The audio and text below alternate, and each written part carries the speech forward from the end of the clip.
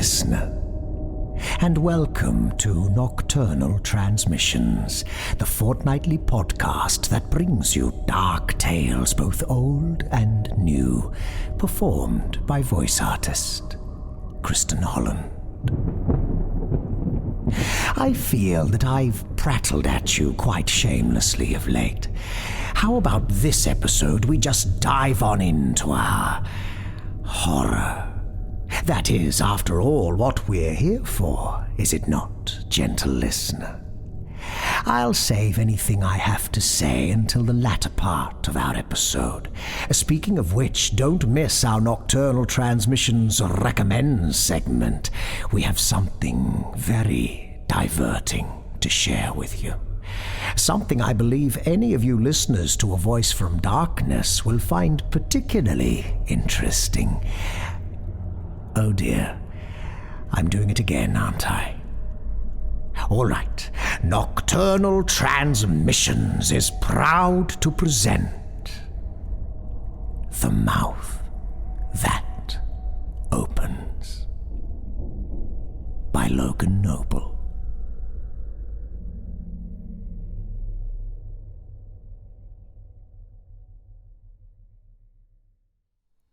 I have something you want. Adrian looked up just as Teresa sat on the edge of his desk. He set aside his pen and blinked at her. It was late, pushing midnight. He knew, just as she did, that they were the only two professors left in the building. His mind swarmed with unwholesome thoughts. She's beautiful. It was a whisper in the reptilian core of his brain. Then, bitterly, she's also not interested in you. What do you mean, Professor? Adrian said, his mouth gone dry. He laced his hands over his stomach, leaning back slightly. It was suddenly very important that he looked natural, that he looked good. Teresa scoffed. Oh, drop the professor crap. Save that for somebody else. She slid down into the chair beside his desk. We've got to be better than that. Her hand vanished into the pocket of her sweater and pulled out a small piece of paper. With a grin, she held it out to him. Read this. Then I want to hear exactly what you think. He reached out and took it from her. The paper was heavy stock, slightly ridged to the touch. He crinkled his brow, squinting at it. The print was very small. He leaned back further, hoping to catch the full benefit of his desk lamp. The words swam into focus. To whom it may concern, on October 27th, 8 p.m., attend a special members-only screening of the Lost Horror experimentation, La Bouche qui s'ouvre. Adrian swallowed. He could feel his face flushing. Impossible. That's impossible. He looked up from the invitation. Teresa was smiling at him, her lips pursed together. Well? I don't believe it. He set the invitation aside and raked his fingers through his hair. He suddenly felt hot. La Bouche qui s'ouvre was a French horror film from the early 1960s that had been lost since its first screening. It was a bit of an urban legend in the community. La Bouche qui s'ouvre, Adrian said, his tongue stubbornly sticking on the unfamiliar French. The Mouth That Opens. That's one hell of a title. So, now only one question remains. Teresa leaned forward. He could smell her perfume. It had a heavy citric bite. So, go ahead and ask it. Professor, She flashed him her palm. You can call me Teresa. Now, ask the question. You're reacting the same way that I reacted when my friend dropped this off. So, ask away. Adrian opened his mouth to reply, his eyes falling to her lips. She was opening her mouth, dropping her jaw. He stared at her, suddenly confused. Her jaw was not stopping. It continued to drop further, and further, and further. His eyes wandered back up to her eyes. Her left eye bulged, red lines spiderwebbing outward from the iris. Her cheeks fell in as the skin on her face grew taut. He felt his face flush with fear. He could hear the jaw cracking as it pulled itself apart. What he saw inside, in the darkness, made him think of the film. Made him think of...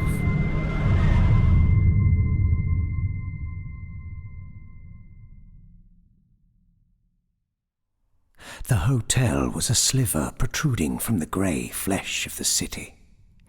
Adrian shoved his hands deep into the pockets of his overcoat.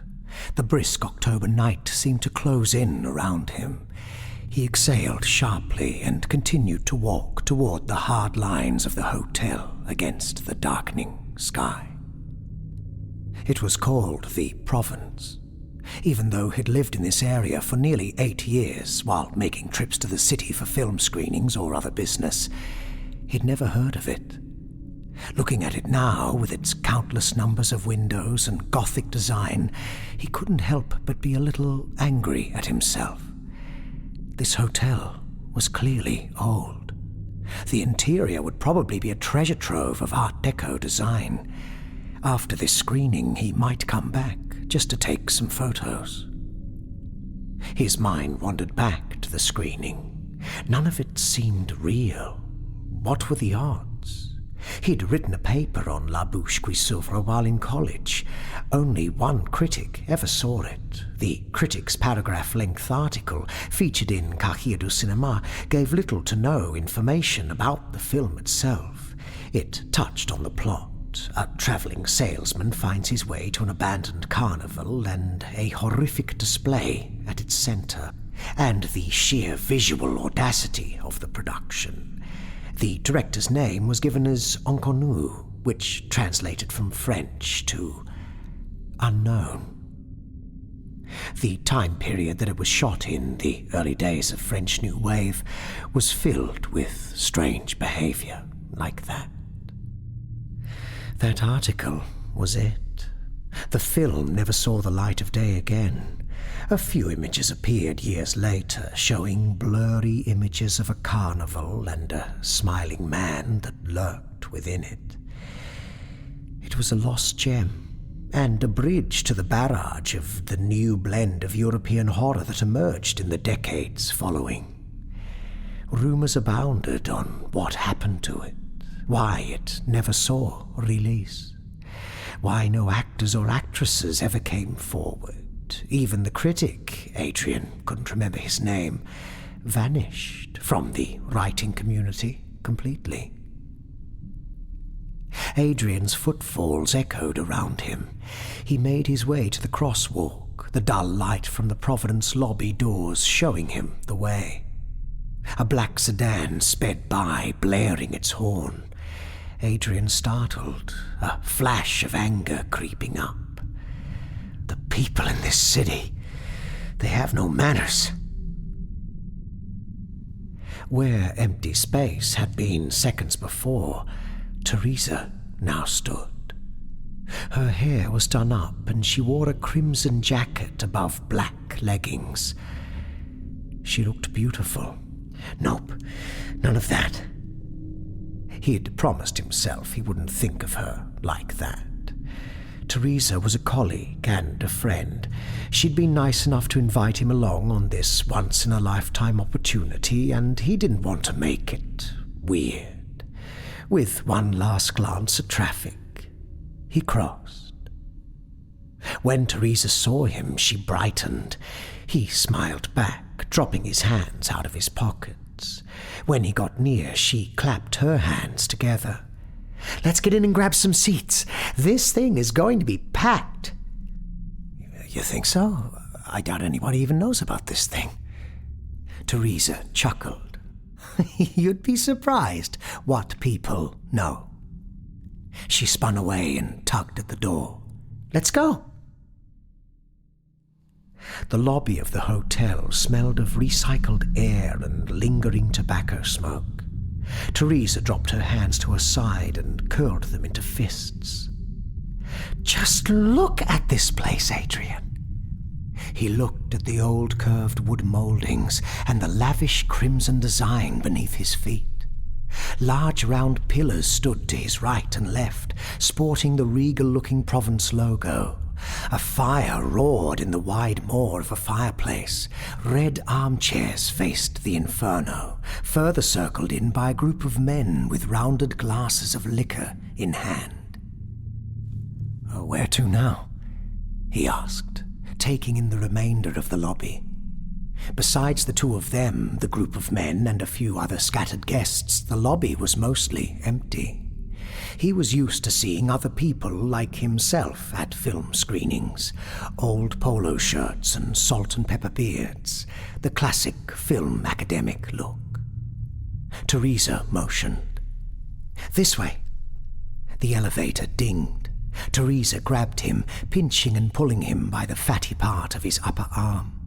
The door closed before them, and Teresa leaned on the handrail. She produced a compact from her purse and snapped it open to gaze at her reflection. He leaned back on the opposite side of the elevator and tried not to watch her. Instead, he thought about La Bouche qui s'ouvre. How would the film start? How would it end? The films from the era were known for their unconventional storytelling, jumps in time and creative cuts and transitions. Teresa snapped her compact shut. The elevator door dinged open. She pulled her red lips into a smile and drifted out into the exposed hallway. Adrian followed, his heart thumping in his chest. He could feel every fiber of his being practically vibrating in excitement. Contain that. There is a good chance that this isn't the real thing. Teresa hadn't told him who was hosting the screening. When he'd asked, she just deflected and pushed him onto a new subject. There was always the possibility that this was a publicity stunt for some film student's project. The room numbers flashed by. 601, 607, 609. On his left, an ice machine hummed. He glanced into the hallway alcove as they passed by. A squat, burly man stood before it, his arms hanging down. He's shirtless. Adrian saw hairy flesh and blotched skin. He caught sight of a big smile before he lost sight of him. He turned to ask if Teresa had seen him, but she had somehow bounded further down the hallway. He quickened his pace. Strange behavior in a strange hotel. He shouldn't be surprised. By the time he caught up to her, she'd paused in front of a closed door. "I think this is it," she said, her voice rising slightly. He looked at the door. There was a small sign beside it. It read, "Sitting area." Adrian scoffed. What does that even mean? Teresa fixed him with her gaze, her eyes twinkling. It's an area for sitting and for movie watching. She reached out and grasped the knob. Speaking of seats, the door creaked. It swung open and the light from the hallway went cannonballing through the new darkness. Teresa vanished inside, leaving him alone in the desolate hallway. Adrian hesitated. The air coming from inside the room was stale.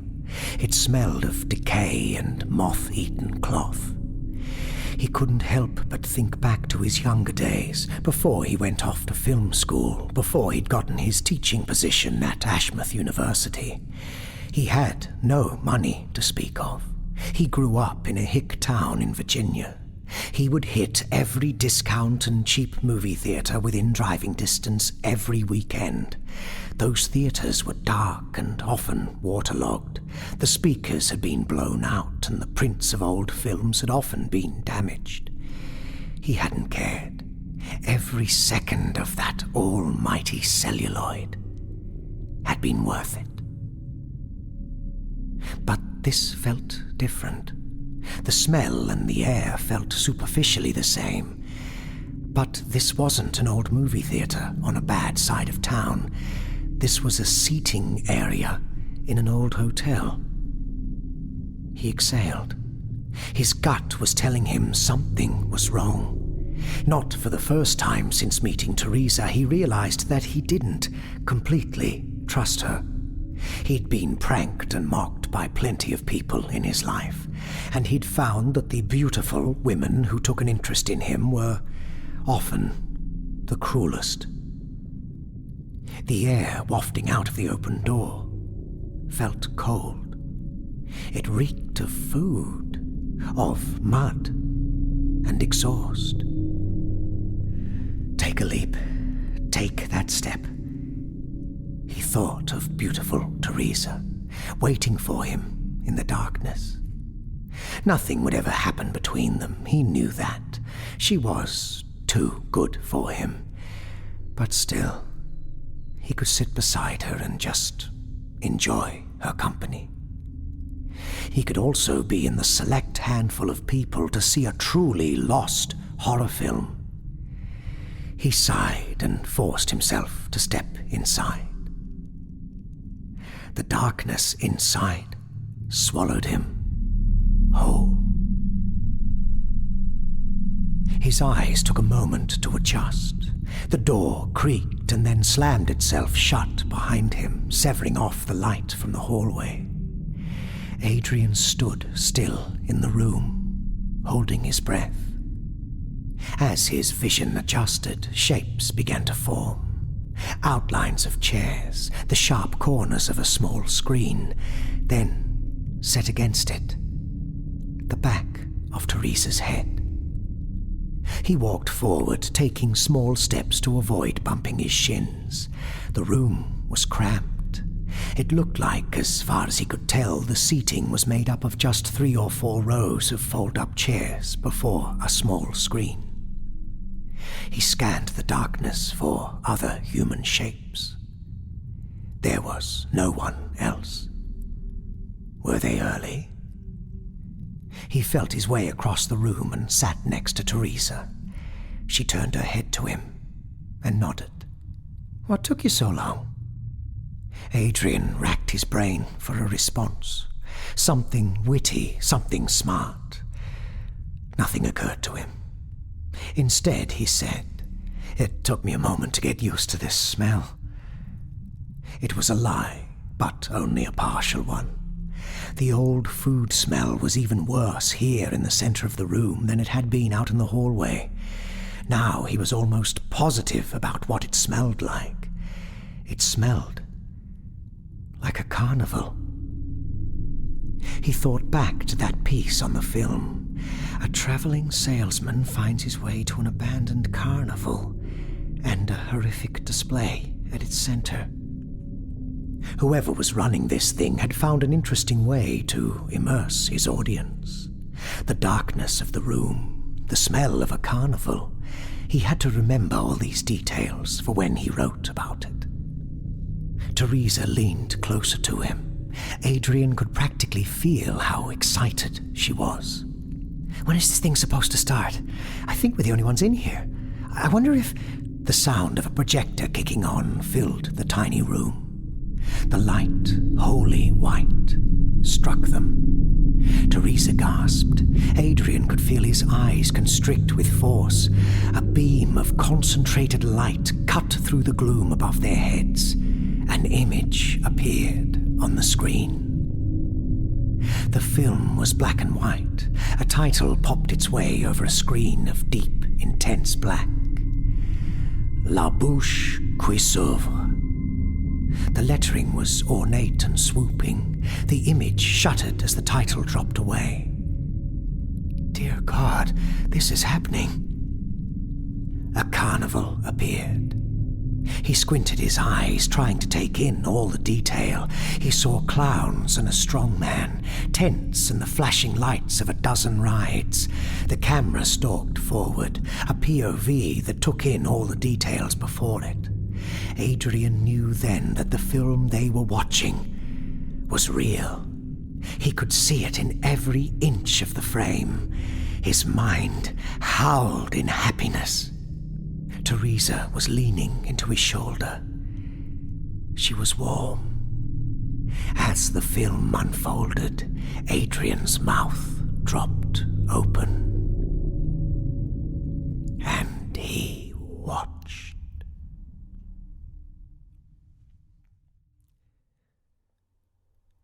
When he awoke, Adrian's head began to throb. He slowly sat up, squinting into the pitch black. His head roiled with pain at the movement. Moonlight found its way through his half-circle windows to his left. The familiar shape of his bedroom door was to his right. He was in his apartment, alone. With a groan, he reached over to his bedside table and found his phone. The screen turned on, propelling a window of sheer light into the room. He groaned again and glared at the numbers on the screen, trying to focus. The display said 2:52 a.m. He'd only been asleep for 3 hours. His brain traced back through the events of the night, meeting Teresa at the Provence, watching La Bouche qui s'ouvre. Images flashed and danced across his brain. He tried to focus on them, to remember what he had seen. Each thought seemed to further aggravate the pain in his head. Then what happened? They'd gone their separate ways. They'd both been quiet after the movie had finished. The elevator ride and the walk through the firelit lobby had been filled with an uncomfortable silence.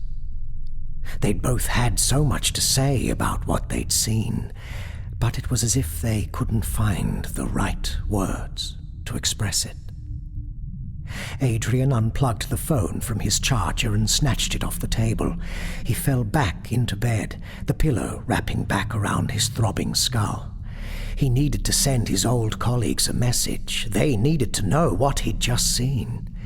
As he navigated to the lock screen, his eyes wandered down to the notifications. There, in glaring red, 7 missed calls. He sat back up again. He immediately thought of Teresa. He found his way to the phone screen. The line of missed calls, each just minutes apart, rolled down the screen. Teresa. Teresa. Teresa. He rolled out of bed and fumbled for his shoes. He was still dressed in his polo and jeans. As he searched the floor, he hit the green phone icon and pinned the phone to his ear with his shoulder. The familiar ring droned on. Once. Twice. After 5 or 6 rings, the phone clicked to voicemail. "You've reached Professor Teresa Carter. Please leave." Adrian triple-tapped the red icon and swiped to his voicemails. She'd only left one. It was 20 seconds long. He swallowed. All those calls and only one voicemail. He hit play. "Adrian! Adrian!" Teresa's voice was streaked with tears. She was sobbing into the phone, each word accented with hard hiccups. "You have to come to the campus. We have to." Another sob. "I need you here. The mouth is opening. It's... Just come. Please." The message ended. He lowered the phone and thought about what he'd just heard. What is happening? Is someone hurting her? And those words. The mouth is opening. He dropped his head into his hands. He could remember Teresa and at his desk. Her jaw pulling wider and wider, her eyes bulging from her extending skull. It's just a dream, a damn dream. He dropped his phone into his pocket and heaved himself out of bed. He would go. The image of a carnival unfurled in his imagination. A massive tent stood erect in the center, the entrance shaped into an elongated face. Folds of canvas pulled into a nose and tethered into heavy eyes. The front opening was stretched wide into a toothless howl. Mist clung to the street. It roiled and squirmed in Adrian's headlights. The suburban streets on the way to campus were empty. No cars, no other signs that anyone lived in the ceaseless rows of houses with their perfectly sculpted lawns. The low fog washed everything out. Adrian thought of all the black and white films that he loved, the way the shadows lurked and hung on every surface. Adrian mashed the gas pedal to the floorboard. Ashmouth University.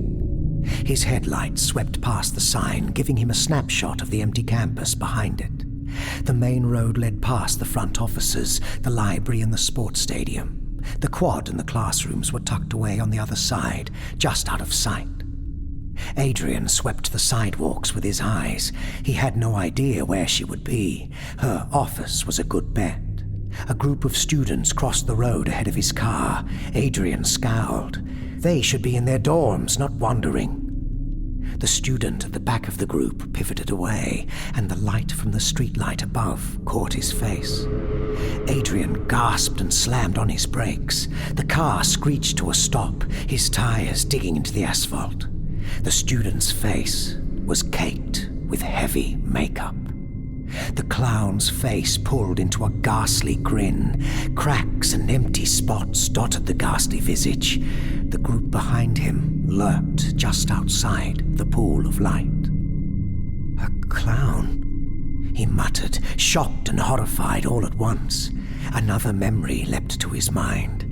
That same clown lurking at the edges of a camera's POV, reaching out one black, stained hand. The clown began to dance, tossing his arms and windmilling them wildly. His mouth dropped wide, his jawbone longer than it should be, longer than it had any right to be.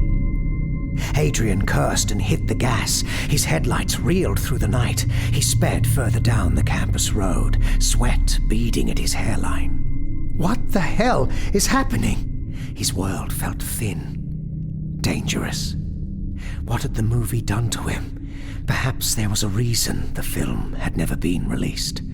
Maybe spliced into those frames, there was something truly insidious.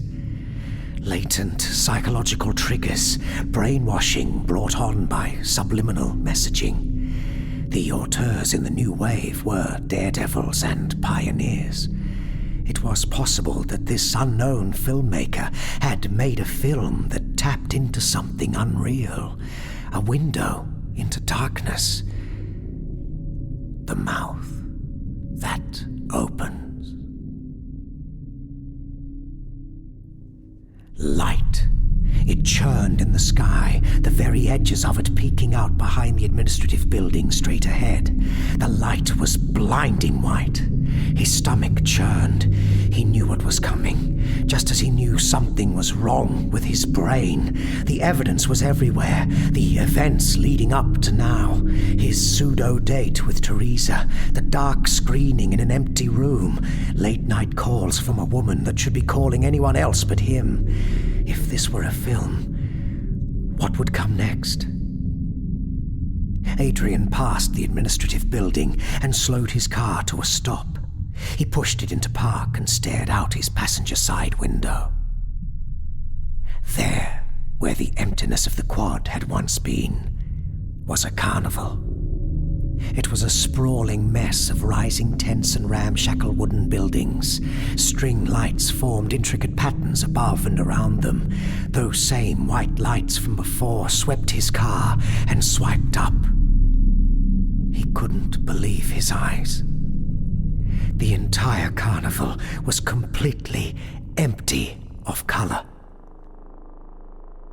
He left his keys in the ignition and slowly crossed the street, his shoes scraping on the pavement. A red candy wrapper blew by. A crushed soda can, flecked in a yellow and green design, lay near the gutter. His eyes tracked up. The smell and the sound of it struck him, a wave of fresh popcorn, discordant organ music, and sweat. As he neared, a group of women turned, smiling their elongated smiles. They wore dazzlingly designed singlets, adorned with long ribbons of see-through material. Their faces were caked with makeup, circles upon circles around mouths and around eyes.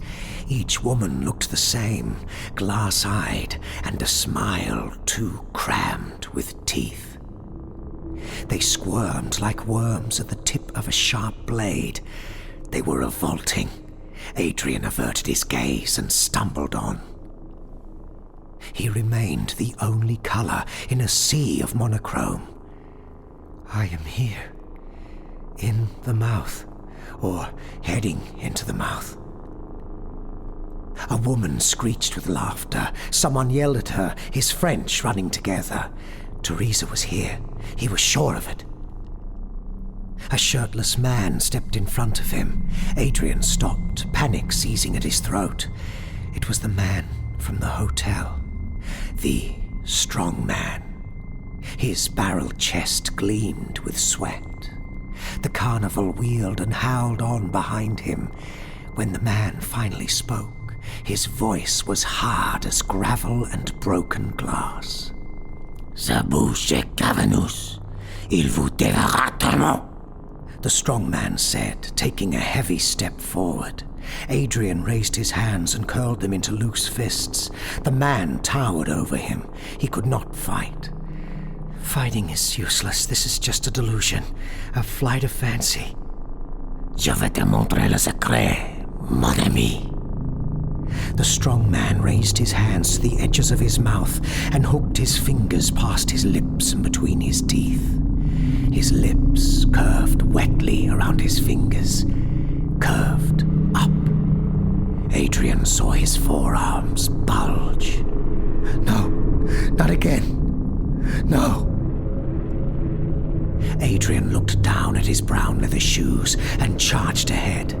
He knew what would happen next, and he was not interested in witnessing it. He swept past the strong man, the crowd parting as he stumbled into it. Laughter and cries hounded him. He rode the jeers like a wave, his mind screaming at every new sight. A man in a striped suit watched him knowingly. The final act was beginning. Adrian's feet showed him the way. The tent was a monster there among its progeny. He looked up at it weakly. Folds of canvas and nylon built a hideous caricature of a human visage. Lips formed around the gaping entrance. Eyes peered down at him. Grey cheeks folded into a grey skull. Teresa will be inside. Adrian stumbled into the gaping maw before him.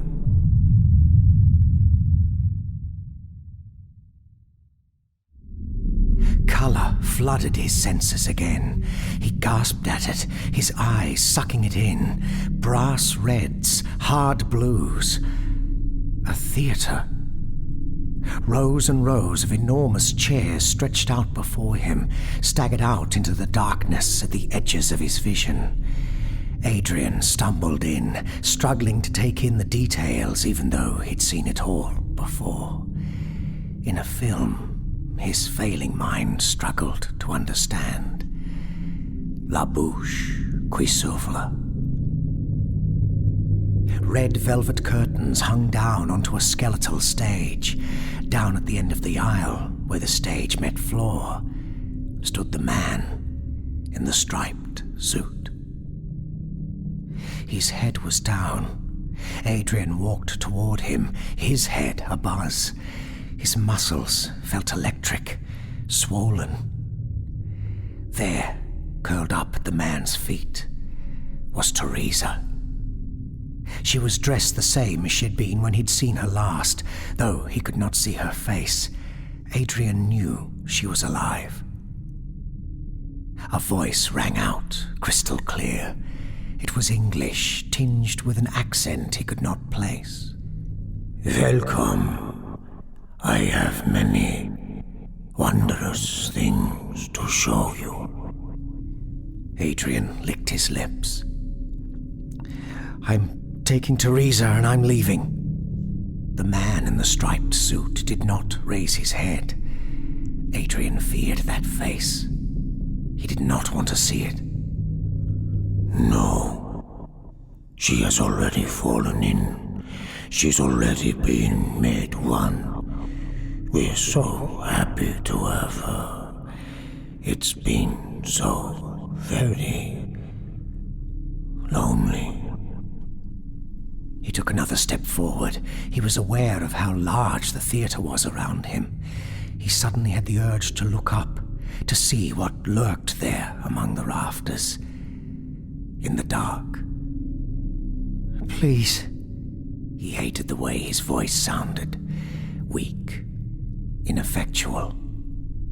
Let us go. Would you like to see the secret?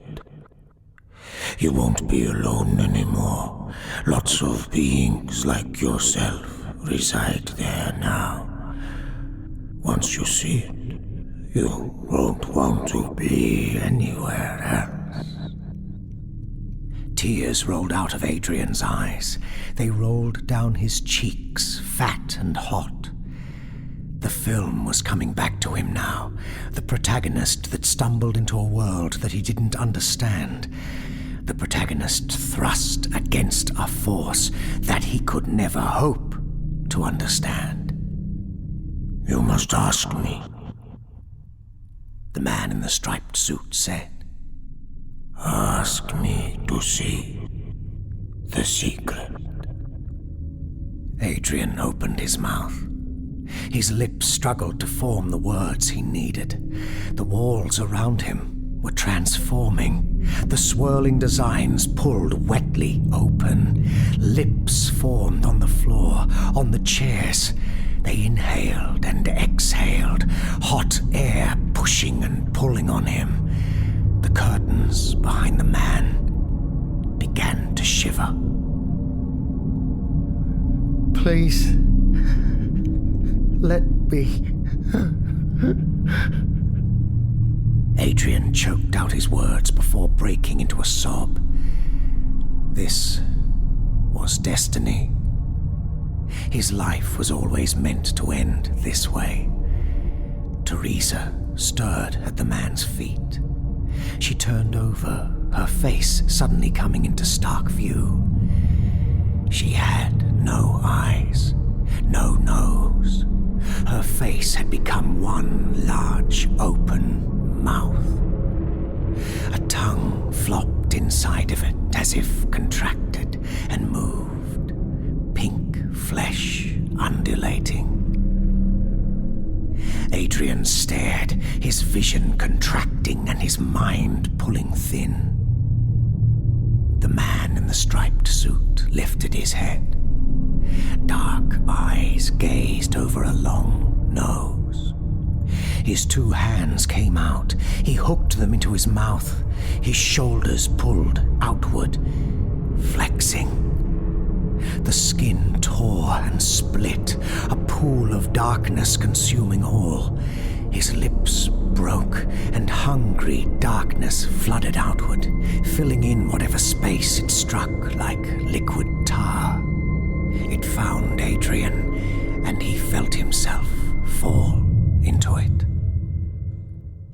It swallowed him, and he tumbled, passing realms filled with dazzling stars and dead worlds, grinning strongmen, and a man in a striped suit.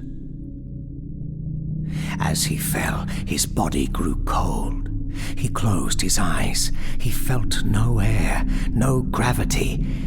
It was just the void now, and the mouth that sat at the top of it. Teresa was suddenly standing before him. Her eyes had returned. The left one was bloodshot. Her nose had returned. Drool dribbled from her right nostril. When she spoke, it was French. Viens, embrasse-moi. Nous partageons le secret ensemble. Teresa opened her arms and smiled her long smile. Adrian smiled his own. Then he went to her.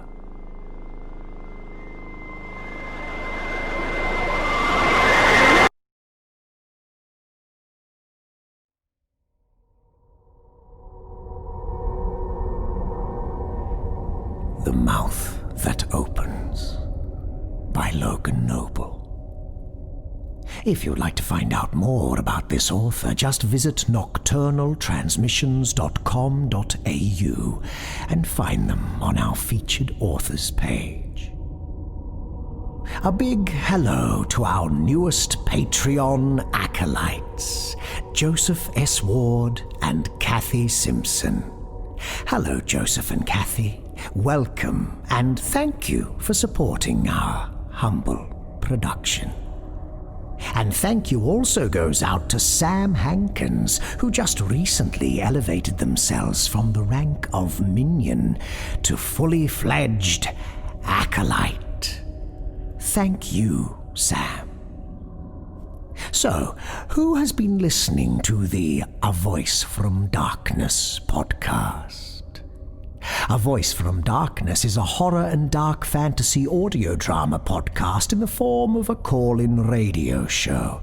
Parapsychologist and host Dr. Malcolm Ryder, performed by our own humble narrator, Kristen Holland, takes calls from those who have experienced the supernatural and strange, and dispenses advice on how best to understand and handle their terrifying encounters. Last episode, we were entertained by first-time callers Sam and Eddie, visiting from the UK and hell-bent on experiencing some American-style paranormal activity. Now, our two hapless callers were performed with great alacrity by Jonathan Williams and Alan Mandel, who just so happened to be co-directors and co-stars of the Red Valley podcast. And guess what, gentle listener? Nocturnal Transmissions recommends it.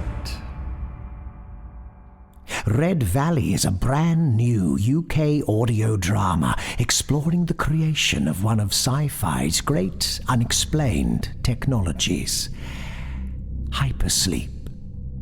Much used as a plot device, but seldom explained. We are swept into our journey in the company of Warren Godby, a lowly accountsman struggling to find his way in an enormous tech corporation. His investigation into a defunct research station that appears to have disappeared from the books introduces him to Gordon Porlock, a recluse from the archives department who's all too eager to share recordings from the station's last known occupant, Aubrey Wood. Together, the three of them will journey to the limits of experimental science, confront horror and trauma from the past, present, and future, and try to remember the level select cheat from Sonic the Hedgehog 2. Gentle listener, this is a wonderfully written, beautifully produced audio drama that is not only a dark ride into corporate and scientific horror, it is also extremely funny. As I'm sure you can imagine if you were lucky enough to hear John and Alan on the last episode of A Voice from Darkness. Now, this is only a 6-part series, so as far as bingeable podcast series go, it's quite perfect. And the good news is a second series just might be on its way. The Red Valley Podcast, Nocturnal Transmissions, recommends it. We've put a link on our website to help you find this one, gentle listener. Enjoy. This episode was brought to you with the generous assistance of our Patreon subscribers. A particular thank you goes out to our esteemed cohorts: Michael Wood, Donica Shelley Moody, Evan Dooley, Sam Bell, and Robert Troy Hampton Peterson.